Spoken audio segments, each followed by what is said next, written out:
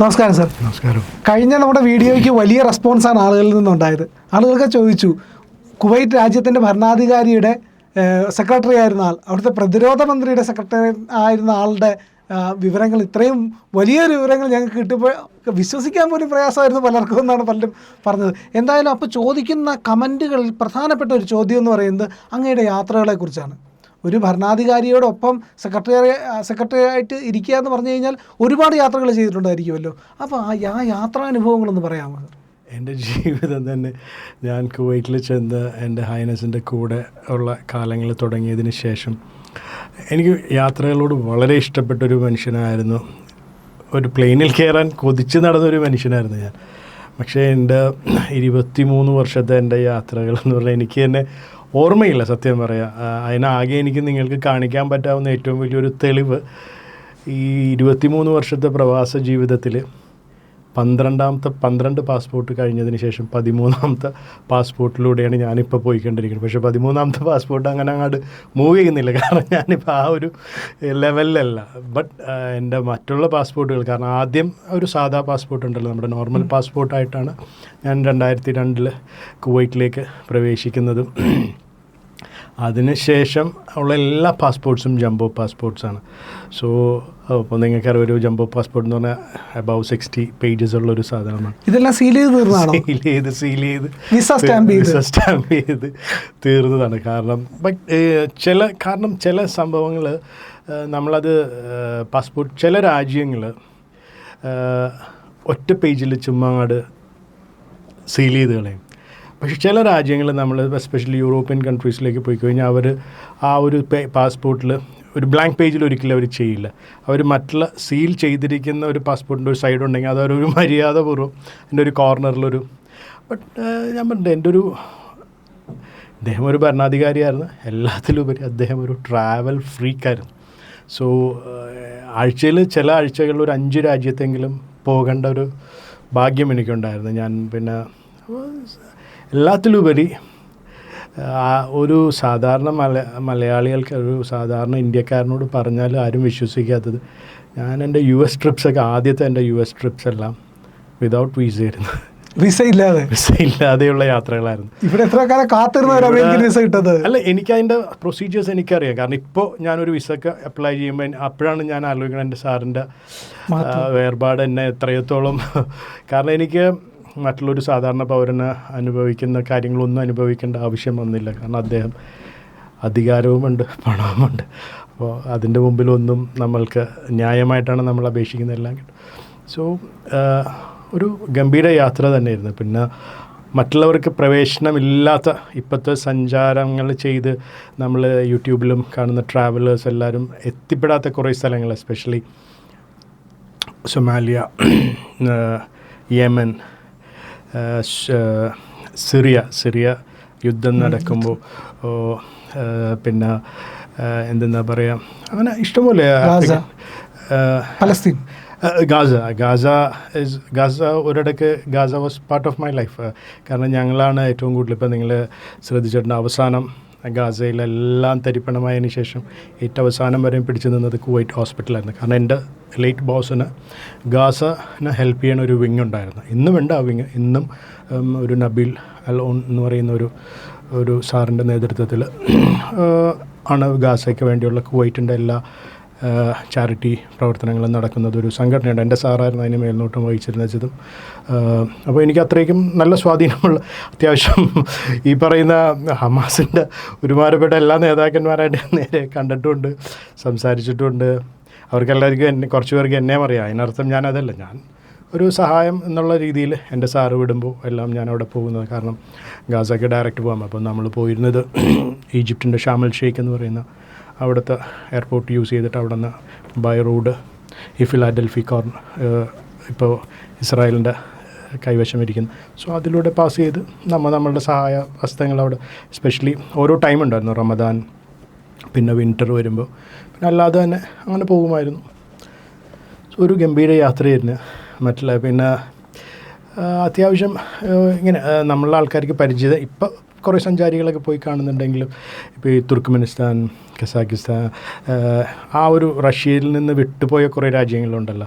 USSRൽ നിന്ന് വിട്ടുപോയ രാജ്യങ്ങൾ അതിലെല്ലായിടത്തും കവർ ചെയ്യാതെ അതിൻ്റെ കാരണം ചില രാജ്യങ്ങൾ എസ്പെഷ്യലി ഉസ്ബെക്കിസ്ഥാൻ എനിക്ക് വളരെ ഇഷ്ടപ്പെട്ട ഒരു രാജ്യമാണ്. കാരണം എൻ്റെ ലൈഫിൽ ഞാൻ കണ്ടേക്കുന്ന ബെസ്റ്റ് ഫ്രൂട്ട്സ് ആൻഡ് വെജിറ്റബിൾസ് ഞാൻ പറയും ഉസ്ബെക്കിസ്ഥാൻ കഴിഞ്ഞിട്ട് ബാക്കിയുള്ള എൻ്റെ ഇത്രയും ഞാനൊരു 90-96ഓളം രാജ്യങ്ങൾ സന്ദർശിച്ചിട്ടുണ്ട്. അപ്പോൾ എനിക്ക് ആ ഫുഡ് കൾച്ചറും അവിടുത്തെ കാര്യങ്ങളെല്ലാമായിട്ട് ഇതാണെങ്കിലും ബട്ട് ഉസ്ബെക്കിസ്ഥാൻ എന്നും എൻ്റെ ഓർമ്മയിൽ നിൽക്കുന്നത് അവിടുത്തെ ഫ്രൂട്ട്സ് ആൻഡ് വെജിറ്റബിൾ. കാരണം ഞങ്ങളിപ്പോൾ ഉസ്ബെക്കിസ്ഥാനിന് കുവൈറ്റ് റോയൽ ഫാമിലി വരെയും അവരുടെ ഫ്രൂട്ട്സ് ആൻഡ് വെജിറ്റബിൾസ് അത്യാവശ്യം ട്രാവൽ ചെയ്യുമ്പോൾ ഞങ്ങളുടെ ജംബോ ജെറ്റ്സിലെല്ലാം ഞങ്ങൾ പരമാവധി കിട്ടാവുന്ന ഫ്രൂട്ട്സായിട്ടേ ഞങ്ങൾ തിരിച്ചു പോരാറുള്ളൂ. കാരണം അവിടുത്തെ ഒരു കാലാവസ്ഥ എനിക്കിഷ്ടമാണ്. രണ്ടും എക്സ്ട്രീമാണ്. നല്ല ഹോട്ട് സമ്മറുമാണ്, നല്ല കോൾഡ് വിൻ്ററുമാണ്. അപ്പോൾ അവിടുത്തെ ആ ഒരു ഇത് എനിക്ക് വളരെ ഇഷ്ടപ്പെട്ടൊരു അതിനുശേഷം ഭക്ഷണത്തിൻ്റെ കാര്യത്തിലും എനിക്ക് ഉസ്ബെക്കി ഭക്ഷണം ഇഷ്ടമാണ്. പിന്നെ യൂറോപ്യൻ അങ്ങനെ ഇതല്ല. ബട്ട് ട്രാവലർ എന്ന നിലയിൽ എനിക്ക് ഏറ്റവും ഇഷ്ടപ്പെട്ടത് ട്രാവലിംഗ് എന്ന നിലയിൽ നമ്മൾ സാധാരണ മനുഷ്യൻ ആസ്വദിക്കാത്ത സാധാരണ ആൾക്കാർ പ്ലെയിൻ സെയിലിംഗ് ഉണ്ടായിരുന്നു. സെയിലിംഗ് എൻ്റെ ജീവിതത്തിൻ്റെ ഒരു ഭാഗമായിരുന്നു. കടൽ യാത്രകൾ എല്ലാ വർഷവും സെപ്റ്റംബറിൽ എസ്പെഷ്യലി മെഡിറ്ററേനിയൻ, തുർക്കി, Greece, south of France, Italy, ആ കോസ്റ്റ് മുഴുവനും സെയിൽ ബോട്ടിൽ സെയിൽ ബോട്ട് എന്ന് പറഞ്ഞാൽ സാധാരണ സെയിൽ ബോട്ടല്ല, മുനമ്പത്തുകാരനായതുകൊണ്ട് കടൽ അന്യമല്ലെങ്കിലും ഒരു സെയിൽ ബോട്ട്, അതായത് ഒരു പായക്കപ്പലില്ലേ, പായക്കപ്പലിൽ എഞ്ചിനുണ്ട്, one of the best modern പായക്കപ്പൽ. ബട്ട് പായക്കപ്പൽ അദ്ദേഹത്തിന് എൻ്റെ സാറിന് ഭയങ്കര ഇഷ്ടമായിരുന്നു. ആ ഒരു സെയിൽ ബോട്ടിൽ സെയിലിംഗ് അതൊരു വേറൊരു ലോകമാണത്. എല്ലാ സെപ്റ്റംബറിലും ഞങ്ങൾ എല്ലാ വർഷവും സെപ്റ്റംബറിൽ ഒരു മാസം സെയിലുണ്ടായിരുന്നു. അതെനിക്ക് വളരെ ഇഷ്ടപ്പെട്ടൊരു ഇതാണ്. എസ്പെഷ്യലി ടർക്കി, ഗ്രീക്ക് ആ ഒരു യാത്രകൾ. കാരണം അത്യാവശ്യം എനിക്ക് തോന്നുന്ന മെഡിറ്ററേനിയനിലുള്ള അത്യാവശ്യം എല്ലാ ഐലൻഡ്സും, ഗ്രീക്കിൻ്റെ എല്ലാ ഐലൻഡ്സും കവർ ചെയ്യാനുള്ളൊരു ഭാഗ്യം, ടർക്കിയുടെ മൊത്തം അത്യാവശ്യം കോസ്റ്റൽ ഏരിയാസ്. കാരണം ടർക്കിയും ഗ്രീസാണ് ഞാൻ കണ്ടതിൽ പ്രകൃതി രമണീയമായ ഹാർബറുകളുള്ള സ്ഥലം, അതും ഇത്രയും ഡെപ്തുള്ള ഹാർബേഴ്സ്. അപ്പോൾ സെയിലിംഗ് എൻ്റെ ഒരു മറ്റുള്ളവർ ആസ്വദിക്കാത്തൊരു കാര്യമാണ്. കാരണം അതൊരു എന്താ പറയുക, നമ്മളൊരു സെയിൽ ബോട്ടിൽ രാവിലെ എസ്പെഷ്യലി കടൽ കാമാണ്, നമ്മൾക്ക് പിന്നിൽ നിന്ന് വിൻഡുണ്ടെങ്കിൽ ആ ഒരു സഞ്ചാരം, ദാറ്റ് ഈസ് എക്സോട്ടിക് ലൈഫ് എന്ന് പറയില്ലേ, ക്ലാസിക് ഓൾഡ് മണി എക്സോട്ടിക് ലൈഫ്. അതൊരു വലിയൊരു ഭാഗ്യമായിട്ട് ഞാൻ കരുതുന്നു. കാരണം നിങ്ങൾക്കറിയാം, ഒരു ഫ്ലൈറ്റിൽ എല്ലാവർക്കും പറ്റുന്നൊരു കാര്യം, ബട്ട് ഒരു സെയിൽ ബോട്ട് എടുത്തിട്ട് പല പല സ്ഥലങ്ങളിലേക്ക് ഇങ്ങനെ സെയിൽ ചെയ്ത് നടക്കുക എന്ന് പറയുന്നത് ദാറ്റ്സ് ഒരു നല്ലൊരു ലൈഫായിരുന്നു അത്. അതായത് പിന്നെ മറ്റൊരു കാര്യം എന്ന് പറഞ്ഞാൽ അങ്ങയുടെ യാത്രകളിൽ പ്രധാനപ്പെട്ടതായിരുന്നു ആഫ്രിക്കൻ യാത്രകളല്ലേ? ആഫ്രിക്കയിൽ 2 വീലറിൽ സഞ്ചരിച്ചിട്ടുണ്ട്. യെസ്, അത് ആഫ്രിക്കയിൽ ഞാൻ കൂടുതലും ശരിക്കും അതൊരു ഭയങ്കര one of the best rides ആണ്. അതായത് ഇപ്പോൾ ഈ ഡക്കാർ റാലി നടക്കുന്ന അതുപോലെ തന്നെ അൾജീരിയ മിഡിൽ ഈസ്റ്റിലുള്ള GCC കൺട്രീസിലെ എല്ലാ ഭരണാധികാരികൾക്കും വളരെയേറെ ഇഷ്ടപ്പെട്ടൊരു ടെറൈനാണ്. കാരണം ഹണ്ടിങ്ങിന് വേണ്ടി. കാരണം അൾജീരിയയിലാണ് ഈ ഹൊബാറ ബസ്റ്റാഡ് എന്ന് പറയുന്ന ഒരു പക്ഷിയുണ്ട്, നിങ്ങൾ ഗൂഗിളിൽ ചെക്ക് ചെയ്യാം. അപ്പോൾ അതിനെ പിടിക്കാനായിട്ടൊരു വിൻ്ററിൽ പോകാറുണ്ട്. അതെനിക്ക് ഭയങ്കര ഇഷ്ടമാണ്. പക്ഷേ അത് എൻ്റെ ലൈഫിലും ഒരു വളരെ പ്രധാനപ്പെട്ടൊരു ഘടകമായിരുന്നു. കാരണം ഒരു ഹണ്ടിങ് സീൻസ് ക്രിയേറ്റ് ചെയ്യുക എന്നുള്ളത്, ഹണ്ടിങ് ക്യാമ്പ് ക്രിയേറ്റ് ചെയ്യുക എന്നുള്ളത്, അതൊരു എനിക്ക് തോന്നുന്നില്ല കേരളത്തിൽ നിന്ന് മറ്റുള്ളവർ ഇത് പോയിട്ടുണ്ടാകും. ബട്ട് ഞങ്ങളൊരു ഹണ്ടിങ് ക്യാമ്പ് എന്ന് പറയുന്ന ഒരു 120, 130, ചിലപ്പോൾ 300 പേര് അടങ്ങുന്ന ഒരു ക്യാമ്പാണ്. ബട്ട് എവറി ഡേ ഷിഫ്റ്റിംഗ് ക്യാമ്പാണ്. നമ്മളുടെ കൂടെയുള്ളതെല്ലാം VVIPs ആണെന്ന് ആലോചിക്കണമെങ്കിൽ ഒരു 10-40ഓളം VVIPs ഉണ്ടാവും. സോ എവറി ഡേ നമുക്ക് ഈ ആഫ്രിക്കൻ സഹാറ ആ മരുഭൂമിയിൽ ഇന്ന് രാവിലെ ഹണ്ടിങ് കഴിഞ്ഞത് അവർ പുറപ്പെട്ടതിന് ശേഷം നമ്മൾ കംപ്ലീറ്റ് ടെൻറ്റും കാര്യങ്ങളും അവിടെ നിന്ന് ഡിസ്മാൻറ്റിൽ ചെയ്തിട്ട് അവർ നമുക്ക് തരുന്ന ലൊക്കേഷനിൽ പോയിട്ട് അവർ വൈകിട്ട് 7 മണിക്ക് മുമ്പ് എത്തുന്നതിന് മുമ്പ് ഈ 400 പേർക്കും കിടന്നുറങ്ങാനും 400 പേർക്ക് ഭക്ഷിക്കാനും 400 പേർക്ക് അതെല്ലാം ചെയ്യണം. അപ്പോൾ അതൊരു വലിയൊരു ചലഞ്ച് തന്നെയായിരുന്നു അത്. പക്ഷേ ഞാനതൊരു ചലഞ്ചായിട്ട് തന്നെ എടുത്ത് ഇതുവരെയും യാതൊരു കംപ്ലയിൻസോ ഒന്നും വന്നിട്ടില്ല. അപ്പോൾ ഞാൻ ഈ ഡിസ്മാൻറ്റിൽ ചെയ്ത് പോകുമ്പം ഞാൻ ഒരു ആഫ്രിക്ക ട്വിൻ എന്ന് പറഞ്ഞിട്ട് ഒരു ബൈക്കുണ്ട്, ഹോണ്ടഡ് ആഫ്രിക്ക ട്വിൻ. ഞാനത് ഉപയോഗിക്കും. കാരണം എൻ്റെ ഒരു ഡ്യൂട്ടി അതിൽ ക്യാമ്പ് മാനേജറായിരുന്നു, എല്ലാം ഇൻചാർജ് ആയിരുന്നെങ്കിൽ അപ്പാർട്ട് ഫ്രം ദാറ്റ് ഞാനായിരുന്നു ഈ ഫാൽക്കൺസിൻ്റെ പാത്ത് കംപ്ലീറ്റ് നോക്കുന്ന അതിനുള്ളൊരു അതിന് 2 പേരുണ്ടെങ്കിലും ബട്ട് എൻ്റെ അടുത്തായിരുന്നു അതിൻ്റെ സിസ്റ്റംസ് ഉള്ളത്. കാരണം ഈ ഫാൽക്കൺസ് എന്ന് പറഞ്ഞു കഴിഞ്ഞാൽ $3-4 മില്യൺ വർത്താണ് ഒരു ഫാൽക്കൺ. അവർ ഉപയോഗിക്കുന്ന ആ വേട്ടയ്ക്ക് ഉപയോഗിക്കുന്ന. സോ അപ്പോൾ അവരുടെ കാലിൽ നമ്മളൊരു ഗാഡ്ജറ്റ് ഫിക്സ് ചെയ്യും, കാരണം അവരെങ്ങാടാണ് പോകുന്നത്. ചില സമയത്ത് ഇവർ നഷ്ടപ്പെട്ടു പോകും. അപ്പോൾ അതിനെ ട്രാക്ക് ചെയ്യേണ്ടതും അതിൻ്റെ എക്യുപ്മെൻറ്റ്സ്. അപ്പോൾ ഞാൻ ഇവരുടെ ഒപ്പം പോകുമായിരുന്നു. അപ്പോൾ അതൊരു വലിയൊരു ഇത് തന്നെയാണ്. കാരണം അതുമല്ല ആ ഏരിയ, എസ്പെഷ്യലി ഞാൻ ആദ്യം ചെന്നിരുന്ന ഏരിയ അൾജീരിയയിലെ ലഗ്വാത്ത് എന്ന് പറയുന്ന ഒരു ലഗ്വാത്തിലാണ് അൽ ഖ്വയ്ദ എന്ന് പറയുന്ന സംഘടന രൂപം കൊള്ളുന്നതും. വൺ ഓഫ് ദ വേസ്റ്റ് മാസക്കേഴ്സ് ഇപ്പോൾ നോക്കിയാൽ അറിയാൻ പറ്റും. മനുഷ്യനെ ആദ്യമായിട്ട് ക്രൂരമായിട്ട് മാസക്കർ ചെയ്തിരുന്ന ഒരു ഏരിയയാണ്. അവിടെ എല്ലാവരും ആദ്യം അവിടെ ചെല്ലുമ്പോൾ എന്നോട് പറയുമായിരുന്നു സൂക്ഷിക്കണം, ആൾക്കാർ അത്രയ്ക്കും ഡേഞ്ചറസ് ഏരിയയാണ്, അവിടെ ക്യാമ്പ് സെറ്റ് ചെയ്യാനായിട്ട് പോകും. അപ്പം ഞങ്ങൾക്ക് എല്ലാ സൗകര്യങ്ങളും സംരക്ഷണവും അവിടുത്തെ ആർമി, ടെറിട്ടറിയൽ ആർമിയുടെ സംരക്ഷണത്തിലാണ് ചെന്നെങ്കിലും ഇന്ന് എനിക്ക് ഏറ്റവും കൂടുതൽ ഒരു ആഫ്രിക്കൻ കൺട്രീസിൽ ഏറ്റവും കൂടുതൽ സൗഹൃദങ്ങളുള്ളത് അൾജീരിയയിലാണ്. ബിക്കോസ് അതൊരു ആ ടെറൈനിൽ അത്രയ്ക്കും ടഫായിട്ടുള്ള ഒരാൾക്കാർക്ക് അവരുടെ കൂടെ അവർക്ക് എന്നും ഒരു ഇഷ്ടപ്പെട്ടൊരു ബോസാണ്. എന്നും അവർ ഇന്നിപ്പോൾ ഞാൻ 3-4 വർഷത്തോളമായി ഹണ്ടിങ് ചെയ്യുന്ന ടോട്ടലി. ഇപ്പോൾ സാർ മരിച്ചതിന് ശേഷം പോയിട്ടില്ല. ബട്ട് ഈവൻ നൗ മറ്റുള്ളവർ ചെല്ലുമ്പോൾ അവർ പറയും, അവരെന്നെ വിളിക്കാറുണ്ട്. ഇടയ്ക്ക് ഞാൻ ഇതിനിടയിൽ ഒരു പ്രാവശ്യം ഞാൻ പോയിരുന്നു ജസ്റ്റ് എല്ലാവരും ഒന്ന് കാണാനായിട്ട്. ഇപ്പം ഏകദേശം ഒരു 3 വർഷമായി ഞാൻ അങ്ങനെ സഞ്ചരിച്ചിട്ടില്ല. ചെറിയ ചെറിയ സഞ്ചാരങ്ങളുള്ളൂ. ഇപ്പോൾ ലാസ്റ്റ് ഞാൻ ചെയ്തത് എനിക്കൊരു ഇസ്താൻബുൾ എനിക്ക് പോകേണ്ട ഒരു കാര്യമുണ്ടായിരുന്നു. എന്നാൽ ഒരു കുവൈറ്റിലുള്ളൊരു എൻ്റെ ഒരു ബോസിൻ്റെ ഫ്രണ്ടിൻ്റെ ഒരു കാര്യത്തിന് വേണ്ടി. സോ സാർ ഈ ഫാൽക്കണെ ഹണ്ട് ചെയ്തിട്ടുണ്ടോ? ഫാൽക്കൺ ഹണ്ടിങ് അല്ല, ഫാൽക്കൺ വിടുകയാണ് ചെയ്യുന്നത് ഈ ഹൊബാറിനെ പിടിക്കാനായിട്ട്. ബട്ട് ഫാൽക്കണെ പിടിക്കുന്നത് മംഗോളിയയിൽ, മംഗോളിയയിലാണ് കൂടുതലും പോകുന്നത്. അല്ലെങ്കിൽ പാകിസ്ഥാൻ, പേഷ്വർ. ഞാൻ പാകിസ്ഥാനിൽ അമൂർ ഫാൽക്കൺ അല്ലേ? അമൂർ ഫാൽക്കൺ അല്ല, ഒരു ദർ ഇസ് എന്താ പറയുക അതിൻ്റെ കറക്റ്റ് ഹണ്ടിങ് ഫാൽക്കൺ ഇല്ല. Mongolia one of the best terrain ആണ് അതിനെ പിടിക്കാനായിട്ട്. അപ്പോൾ ഈ ഹണ്ട് ചെയ്യുന്ന പക്ഷിയെ വെടിവെച്ചിടുകയാണ് ചെയ്യുന്നത്? ഇല്ല, ഹണ്ട് ചെയ്യുന്ന പക്ഷിനെ ഒരിക്കലും വെടിവെച്ചിട്ട് കഴിഞ്ഞാൽ അവൻ ഹണ്ടറായിട്ട് ഒരിക്കലും കാണില്ല അവനെ. ദാറ്റ് ഈസ് അതൊരു എന്താ പറയുക ഒരു ബ്ലാക്ക് മാർക്കാണ് ശരിക്കും. നിങ്ങൾ പക്ഷിയെ ഹണ്ട് ചെയ്യുന്നുണ്ടെങ്കിൽ use your falcon, let the falcon go and catch it. ആ ഒരു ഇതാണ്. അല്ലാതെ ഒരു ഷൂട്ട് ചെയ്തിട്ടൊരു അവരതല്ല. അപ്പോൾ നമ്മളുടെ ഫാൽക്കണ നമ്മൾ ആ രീതിയിൽ ട്രെയിൻ ചെയ്തെടുക്കുന്നു. It's not a small job, it's not a joke. ഇതൊരു $1 ബില്യൺ ഇൻഡസ്ട്രി അത്. കാരണം ഒരു ഒരു ഫാൽക്കണറി ഹണ്ടിങ് എന്ന് പറയുന്നത് ഒരു ചെറിയൊരു സംഭവമല്ല. ഇപ്പോൾ ഞങ്ങൾ ഇപ്പോൾ മംഗോളിയക്ക് പോകുന്നത് തന്നെ 100 പേര് 120 പേര്, ഇതെല്ലാം ഞങ്ങൾ സ്വന്തം. അതിനു മുമ്പ് തന്നെ നമ്മൾ ക്യാമ്പിലേക്ക് വേണ്ട കാര്യങ്ങളെല്ലാം നമ്മൾ എത്തിക്കണം. ഇതൊരു വലിയൊരു ചടങ്ങാണ്. ഇത് ഞങ്ങൾ പോകുന്നതിന് മുമ്പ് തന്നെ ഞങ്ങളുടെ കാർഗോ പ്ലെയിൻസ് പോകും, കാർഗോവും സ്റ്റാഫും ഞങ്ങൾ ചെല്ലണതിന് മുമ്പ് തന്നെ. പക്ഷെ അതിനകത്തെല്ലാം മലയാളീസാണ് കേട്ടോ. ഞങ്ങളുടെ ടെക്നിക്കൽ സൈഡെല്ലാം ഇപ്പോൾ എസ്പെഷ്യലി സാറ്റലൈറ്റ് സെക്ഷൻസും ഞങ്ങൾക്ക് കമ്മ്യൂണിക്കേഷൻ സെക്ടേഴ്സും ഞങ്ങളുടെ മെക്കാനിക്സും കുക്കിംഗ് സെക്ടറിൽ വെച്ച് ബാക്കിയെല്ലാം മലയാളികൾ തന്നെയാണ്. എസ്പെഷ്യലി ഇപ്പോൾ അവർ ഈ ഇൻ്റർവ്യൂ കാണുമ്പോൾ തൃശ്ശൂർക്കാരായുള്ളൊരു ജോയ് ചേട്ടനുണ്ട്, ജോസ് ഉണ്ട്, അങ്ങനെ അവരൊരു ഫാമിലി ഉണ്ടായിരുന്നു. ഇപ്പോൾ അവരെല്ലാവരും ഞാൻ പോകുന്നതിന് ശേഷം കുറേ പേര് അവർ പോകുന്നു.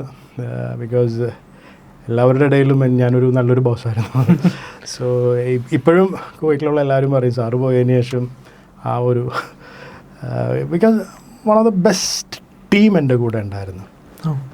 കാരണം എല്ലാം ചെയ്യണമല്ലോ. കാരണം നമുക്കൊരു വീട് സെറ്റ് ചെയ്യുമ്പോൾ എത്രയോ ആൾക്കാരെ വേണം. അതുപോലെയാണ് ഒരു ക്യാമ്പിൽ എല്ലാത്തിലുപരി ഇത്രയും കോസ്റ്റ്ലി ആയിട്ടുള്ള വെഹിക്കിൾസ് ആയിരിക്കും നമ്മൾ ഉപയോഗിക്കുന്നത്.